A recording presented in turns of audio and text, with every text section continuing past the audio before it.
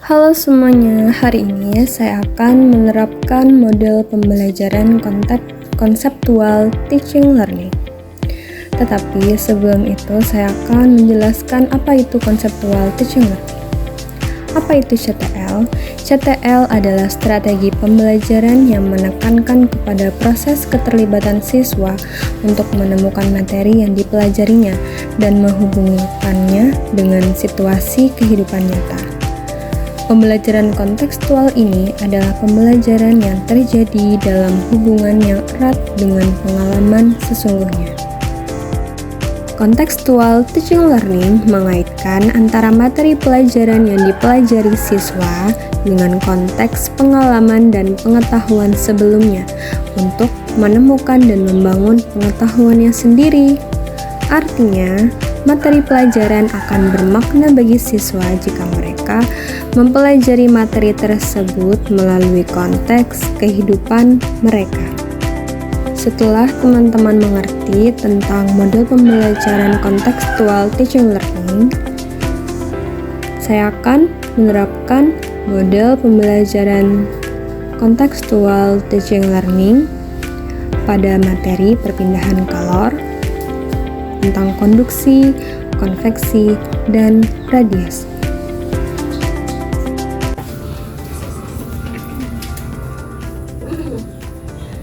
Assalamualaikum warahmatullahi wabarakatuh.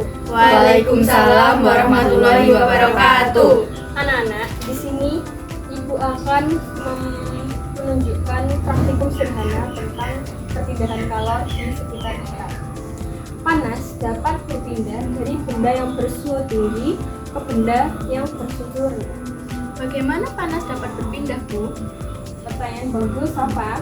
Panas dapat berpindah melalui 3 cara. Jadi yang pertama konduksi, yang kedua konveksi, dan yang ketiga radiasi. Yang pertama kita akan belajar mengenai apa itu konduksi. Ini dibacakan, ya. Konduksi adalah perpindahan kalor secara konduksi, disebut juga perpindahan kalor secara hantaran, yaitu perpindahan kalor tanpa diikuti perpindahan zat perantaranya. Umumnya perpindahan kalor secara konduksi terjadi pada zat padat. Oke, makasih. Jadi perpindahan kalor secara konduksi itu perpindahan kalor secara hantaran.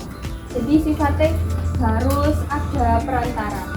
Misal, kita contohkan peristiwa konduksi dapat diupamakan dengan kegiatan memindahkan buku secara estafet yang dilakukan oleh kamu dan teman-teman. Buku kita upamakan sebagai kalor dan teman-teman ini sebagai zat perantaranya. Jadi, misal, ketika temanmu memindahkan buku secara estafet, yang berpindah hanya buku itu saja. Sedangkan kamu dan temanmu sebagai perantara tetap diam di tempat tidak berpindah. Jadi contoh konduksi di kehidupan sehari-hari itu misal kita menyalakan kompor ya.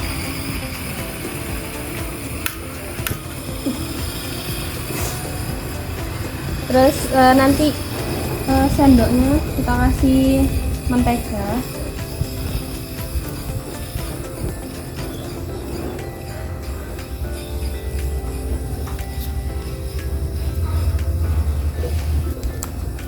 Perumpamaan konduksi bisa kita umpamakan dengan memanaskan sendok ke atas kompor.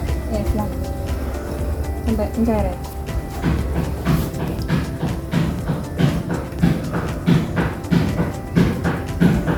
Lama-kelamaan kan mentega cair ya. Nah, ini membuktikan bahwa konduksi bersifat hantaran. Jadi dia memerlukan hantaran untuk memanaskan mentega. Dibuang. Ya, boleh dibuang. Serah. Airnya enak.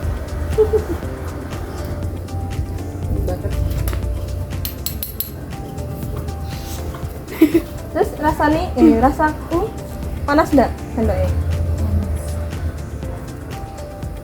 Berikut adalah contoh lain dari konduksi dalam kehidupan sehari-hari. seperti yang kita tahu bahwa perpindahan kalor secara konduksi disebut juga perpindahan kalor secara hantaran, yaitu perpindahan kalor tanpa diikuti perpindahan zat perantaranya. Umumnya, perpindahan kalor secara konduksi terjadi pada zat padat. Yang pertama ada setrika yang dipanaskan. Setrika yang panas. Yang kedua, gelas yang terasa panas saat diisi air panas. Yang ketiga, ganggang, panci yang ikut terasa panas saat digunakan memasak. Panas. Panas ya.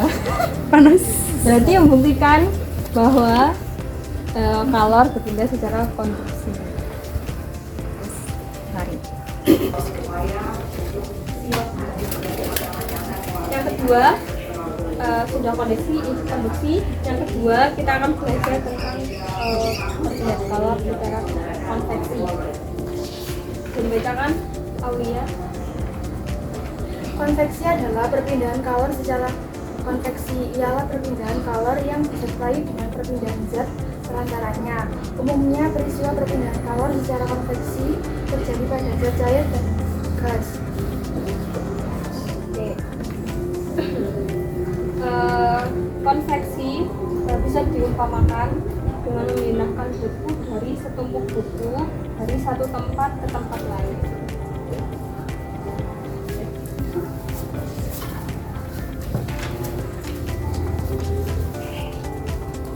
Ketika kamu memindahkan buku tersebut ke tempat lain, tentu kamu akan ikut bersama dengan buku-buku tersebut.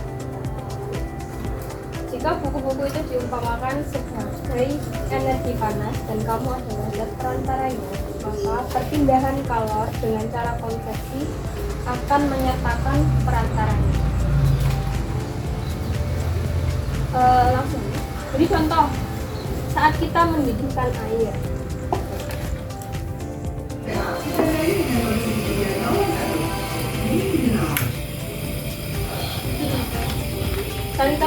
air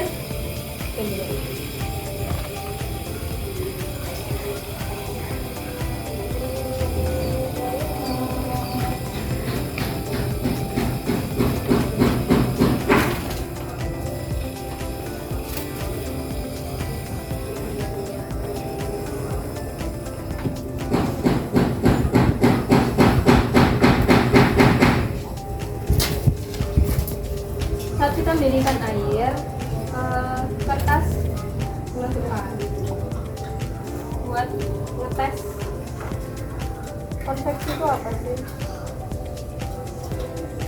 Ini kan awalnya kertas berada di bawah, nanti setelah mendidih kertasnya kemana?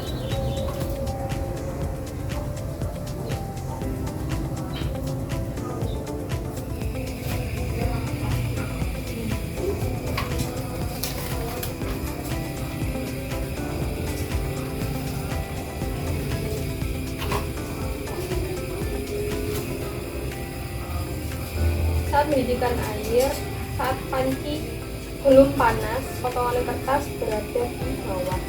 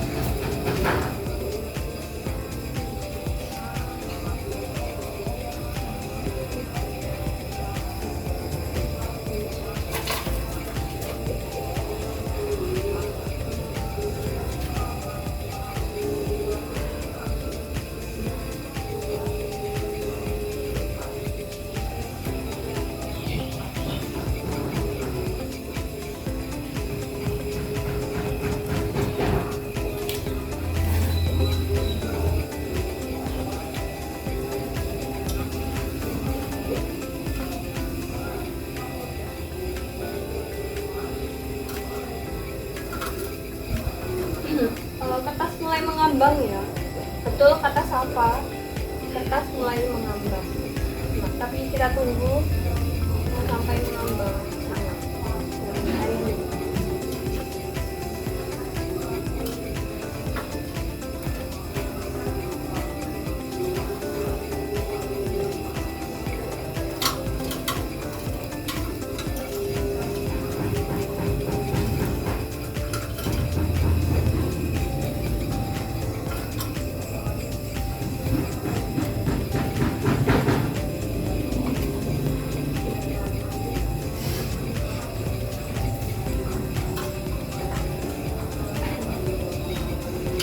Oke, setelah mendidih, potongan kertas akan berada di atas.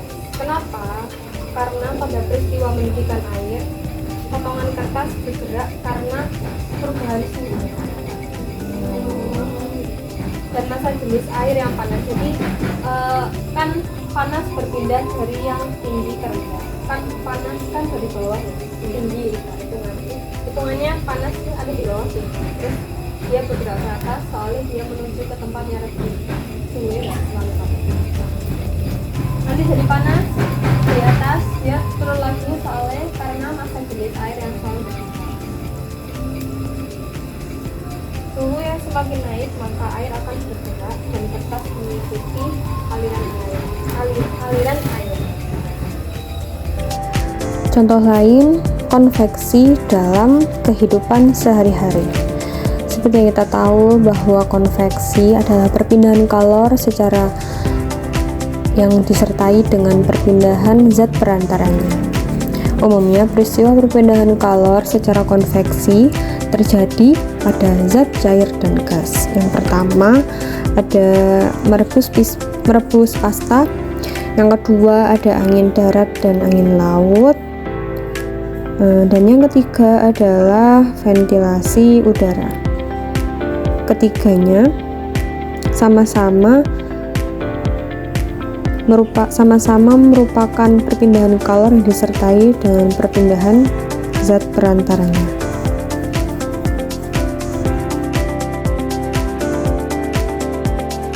Dan yang ketiga radiasi. Yang ketiga kita akan membahas tentang apa itu radiasi.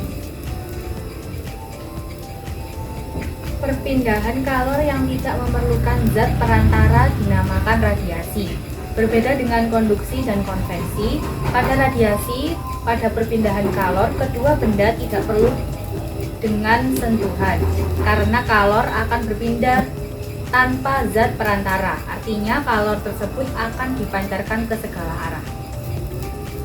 Jadi radiasi berbeda ya dengan konduksi dan konveksi. Radiasi tidak memerlukan zat perantara. Jadi langsung radiasi itu sifatnya dia memancarkan panas. Jadi misal tangan dekatkan ke sini, rasanya panas ya. Panas. Nah dia membuktikan bahwa ini radiasi, soalnya dia tidak memerlukan zat perantara untuk mengantarkan panas. Jadi sifatnya dia memancar. Jadi contoh lain misal panas matahari kan panas ya. Kan kita nggak bersentuhan kan, tapi langsung dipancarkan dari sinar matahari. Berikut adalah contoh lain dari radiasi dalam kehidupan sehari-hari. Seperti yang kita tahu bahwa perpindahan kalor, radiasi adalah perpindahan kalor yang tidak memerlukan zat perantara. Berbeda dengan konduksi dan konveksi. Pada radiasi, pada perpindahan kalor, kedua benda tidak perlu dengan sentuhan karena kalor akan berpindah tanpa zat perantara. Artinya, kalor tersebut akan dipancarkan ke segala arah. Contohnya di sini ada pancaran panas dari api unggun. Yang kedua, teriknya sinar matahari. Dan yang ketiga, bohlam sebagai penghangat ayam-ayam kecil. Sekian dari Ibu. Selanjutnya nanti menulis kesimpulannya ya. Apa yang dimaksud dengan konduksi, konveksi, dan radiasi.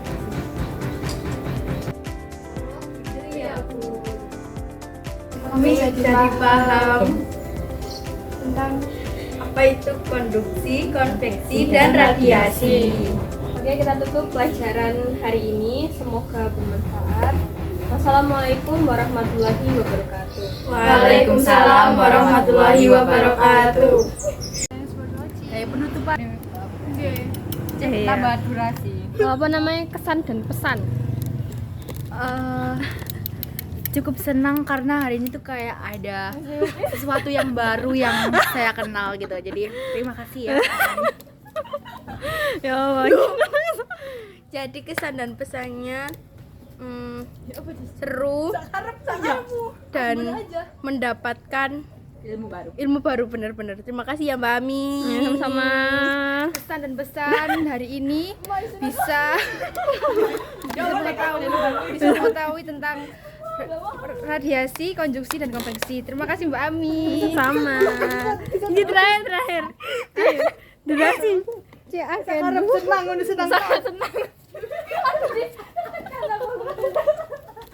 Ya. Mbak Ami ini udah nggak ada apa?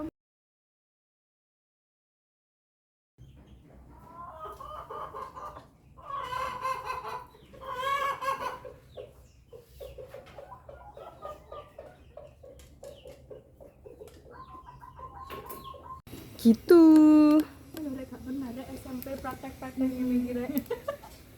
Yang bersuhu tinggi ke benda yang bersuhu rendah. Bagaimana, Bu?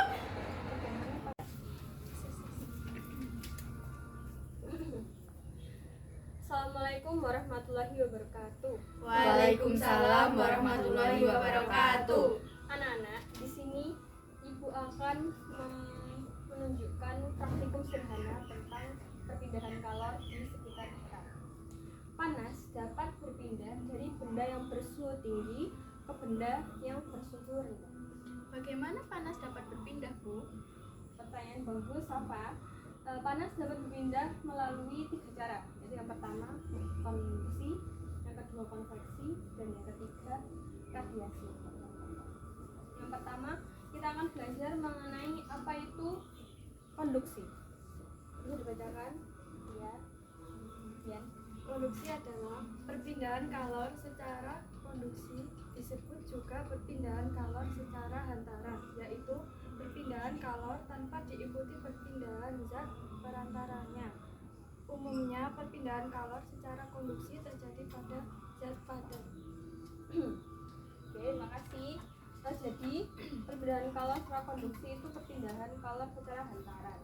Jadi sifatnya harus ada perantara.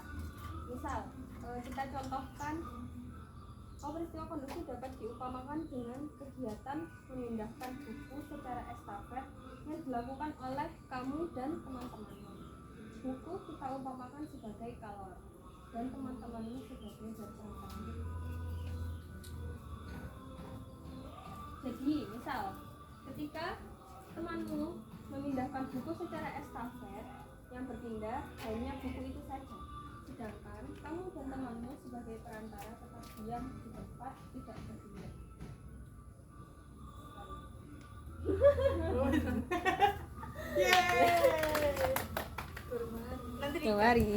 Nanti kita kayak gini.